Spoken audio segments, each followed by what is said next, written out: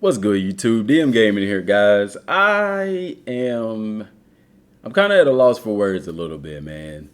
With the enormous success and support of Dragon Ball Super and the modding community, like, I don't know, man. I'm still sitting here wondering, why have we not seen a purely Dragon Ball Super based game? Why are we still we have these platforms. We have Kakarot, we have Xenoverse 2, we have Dragon Ball Fighters.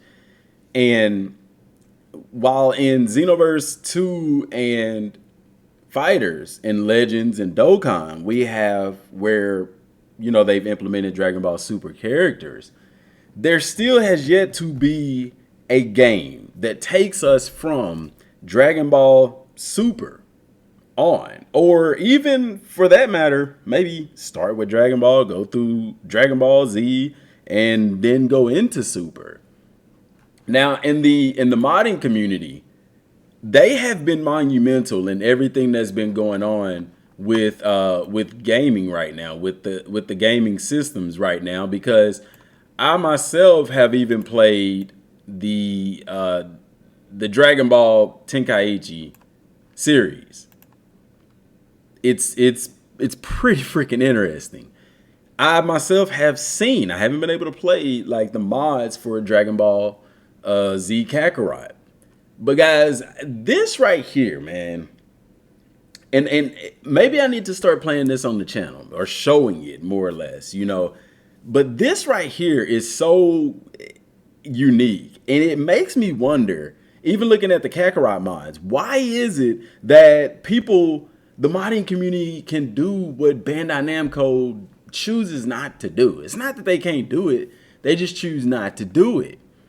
They have put countless hours and resources into making things like this. And it's freaking brilliant. If you've played the Budokai Tenkaichi 4 mod, it's like its own separate game. You know what I'm saying?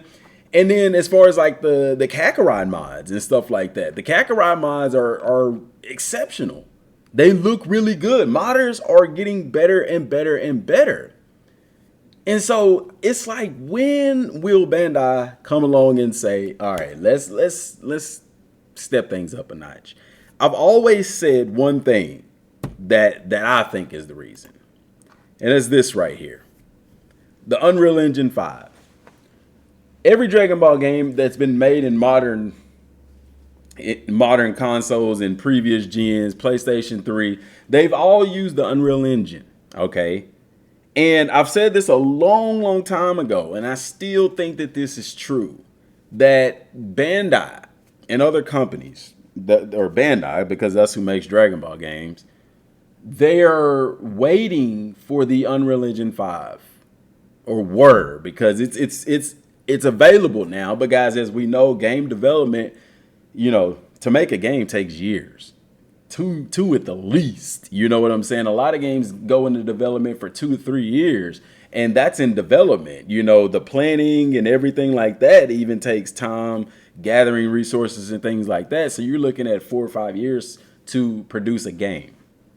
Unreal Engine 5 became available, this year or towards the end of last year, and I personally believe that now that it's out, that Bandai is going to take a step forward and really, I think this is, between this year, next year, I believe we'll get an announcement for a Dragon Ball Super based game, or a game that's going to tell the story, excuse me, of Dragon Ball Super. Now, what type of game it'll be, I have no clue. I think a lot of people would be excited to play something like this. Have another Budokai game. I'm going to be honest. Budokai go hard. It's slap. It's pretty dope.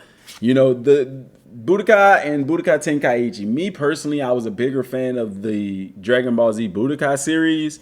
Tenkaichi was secondary to me. It's still good, but like I said, I preferred the Budokai series. But both are great, and both would be well accepted by the Dragon Ball community. A lot of people even talk about a new burst limit I didn't like the mechanics of burst limit because me personally, I like being able to charge my ki and stuff like that. I like the flexibility and creativity of a Budokai series or a Budokai Tenkaichi. With that said, even Raging Blast was dope. And I personally feel if Bandai did a super based game or a game that you could tell the story of Dragon Ball Z, Dragon Ball GT, Dragon Ball, you could tell all of it within a game like a Budokai game because it doesn't play a linear story like you would have in Kakarot or in Xenoverse. And so it could be easily done. Not only that, but that would give you a big roster of characters and the graphics, and well, more so the things they would be able to do with Dragon Ball on the Unreal Engine 5. Guys, I don't think people quite understand that. You know, whenever they have those games where they say, oh, we can't make destructible environments, like Xenoverse, perfect example. When you destroy something, it goes back, like the ground. If you shoot a ki blast, it hits the ground, makes a little crease in the ground, but it goes away. With the Unreal Engine 5, that wouldn't go away because of the way that it works. And I'm not going to get into details about that. There's plenty of details on the Unreal Engine 5, and I've talked about it before as well. But, you know, long story short, we would be able to have destructible environments that stayed destroyed. You see what I'm saying? Those are some things that are important to me with the Dragon Ball game is destructible environments, you know, because we remember those Budokai games where we were able to, you know, you see the cutscene where it's blowing up the area and then there's this big crater and all that kind of stuff and it stays. And then with the Ultimate Tenkaichi series with the super attacks would do the same thing. Well, with the Unreal Engine 5, that would happen in real time. You wouldn't have to have a cutscene to reflect that. Imagine shooting a Kamehameha wave and it's ripping across the ground in real time, even if it hits your target or whatever and triggers a cutscene or not, or they dodge it, in real time, you could see it tearing up the ground and that crater would stay there. And you can go off into a different area or whatever, and it would still be there. That's the type of things that the Unreal Engine 5 would bring to the table. And I truly believe that Bandai is going to utilize that in future Dragon Ball games. You know, I hope that they would. You know, a lot of people talk about Dragon Ball Breakers, and we haven't heard anything about that. To me, that's one of those almost like a free-to-play game, even though it won't be free to play. I don't think that's their big project or the next big Dragon Ball project that they're working on because, guys, we haven't even, has anybody even heard anything about the Breakers? I hadn't heard anything since they did the beta or the you know, the free play. It was a beta. It was a beta test, really what it was. You know, so the potential is there. You know, and with you've gotten how many Dragon Ball Super movies? 2 out, Dragon Ball Super Broly, and then Dragon Ball Super Hero, which is coming to theaters in August here in the Western world. Like, you already know Xenoverse is going to add characters to that. Dragon Ball Legends and Dragon Ball Dokkan Battle, they're already doing stuff for it. You know what I'm saying? I don't know if Dragon Ball Fighters will, only because I mean, they may do. They may. You got some new forms for Piccolo. You got some new forms for Gohan. Spoiler alert. Unless you've been living under a rock, you already know that that stuff is relevant. So, you know, spoilers are long gone. But the games have to catch up to this. And we don't have it. So where is it at? When will we get it? What do y'all think it would be? You know, they're going to add something to Fighters. Are they going to add something to Kakarot? I don't think they'll add anything to Kakarot. But would we see a new Kakarot game? Can you imagine, like, a Kakarot game on the Unreal Engine 5? Like, that makes sense. You know what I'm saying?